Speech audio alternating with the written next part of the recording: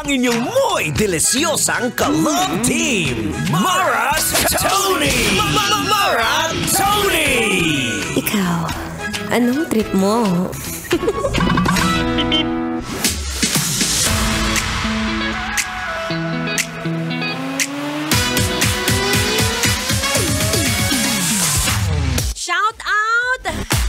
Shout out sa'yo na may patay na kuko. Oo, wag mong kakalimutan ilibing yan, B. Parang si Mara Tony, ganda ng mukha pero ang kuko, ay wala na, B. Iba-ibang kulay. Merong blue, may purple, may green, daig pa rainbow.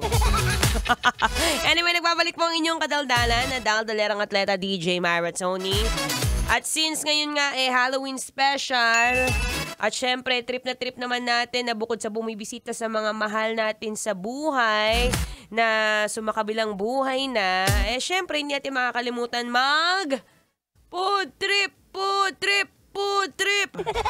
Diyos ko, Pinoy na Pinoy, yan ba naman yung mga una mong pupuntahan? Di ba kahapon? Di ba bago ka umuwi sa pumunta, nag-grocery ka pa, di ba? Pero again, alam mo, this is the perfect time din para kuhanin natin yung oras. Kahit na 3 araw lang yan, at least meron tayong time to bond with our family.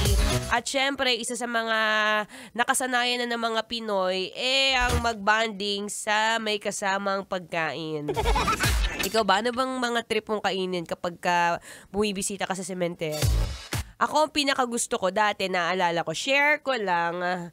Nung bata ako, diyan kami sa May Laguna, ang hiling namin magbaon ng pansit.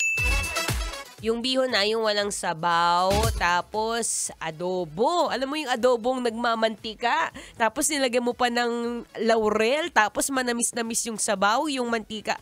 Apakasarap! Pagkatapos meron din yan, minsan magdadala din yung mga kamag-anak ko ng kakanin. Yung kakanin na galing sa Paete. Naku, alam nyo, pag natikman nyo yung kakanin ng ni Lola Yoli, ubod ng sarap, B. Yung mga kakanin na hindi tinitipid sa gata. Alam, mapapansin mo naman yun pag kumakain ka. Alam mo yung kada subo mo, parang gusto mo pang sumubo ng mas malaki pa. Oo, B, masarap sumusubo ng malaki, no? Yung may gata, pagkatapos yung may latex sa ibabaw na marami. My gosh, nakakagutom, Ano ba bang masarap na food trip? Tapos naalala ko rin nun, syempre hindi mawawala ang pambansang soft drinks. Tapos, isa rin sa mga pinakamaganda dyan, pag nagbabaon ka, syempre, dapat may mga lagayan ka na. Alam mo, yung sarap lang ng buhay, no? Ang sarap lang nandun ka lang sa sementeryo, kahit nandun ka lang sa damo, o yung iba nagdadala pa ng portable na mat. Alam mo, hindi ko alam ngayon, yung iba kasi may nabibili sa TikTok na mumurahing upuan. Tapos, meron din yung maliit na lamesa. O, diba? Bonding sa sementeryo, why not? Ikaw ba, ano ba yung mga madalas mong kainin o madalas mong ihanda kapag ganitong undas?